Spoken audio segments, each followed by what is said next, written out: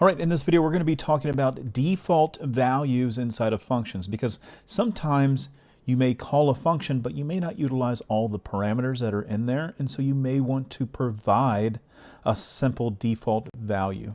Now, with this being said, I just wanted to introduce this to you, not necessarily that you're going to always be doing this, but just know that it is out there and available for you to use if you need it.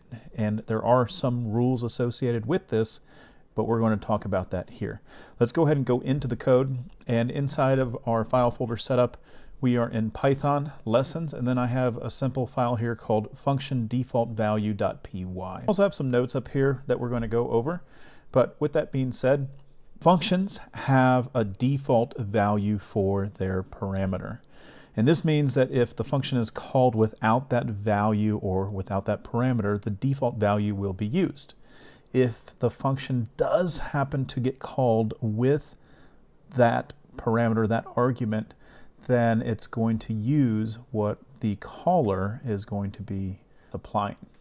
So there are some rules associated with this. We'll cover that here once we discuss our simple function. So we have a very simple function here where we're going to supply a default value, meaning that if we call this function, let's go ahead and create the function first. We'll do def and then greet, and then we're going to do a name, and then we'll just do a simple message equals hello with the following print statement. Now this is the part that's new, is the equal sign and then the hello.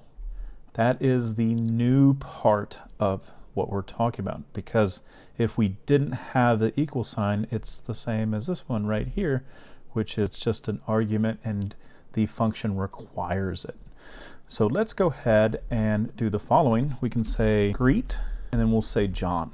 So notice that we did not supply a message with this, and we get hello John.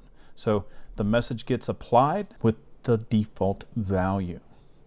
Now the next part here is let's do a greet with a John and a good morning for the message.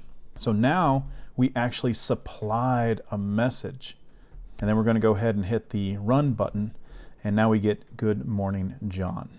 Now there are rules associated with this, and that's what I have marked out right up here, that only put the optional parameters at the end of your parameter list. That means that I cannot do the following. I cannot say, you know what, I want the first argument to be the message, and then I want the next one to be the name, but I want that first one to be optional. Notice that we're getting these red squigglies, and that is because we need to shove all of the optional ones over to the far right. Okay. So the mandatory ones go on the left, the optional ones are always going to be on the right. You can't skip in between.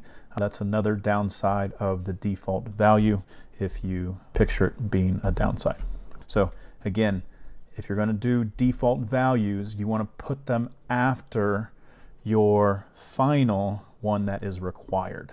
So hopefully this little lesson helps you out. Like I said, I just wanted to give you exposure to this. Not necessarily that you're going to use this all the time, but just be aware that it is out there, that you are able to add default values to your functions inside of Python. See you in the next video.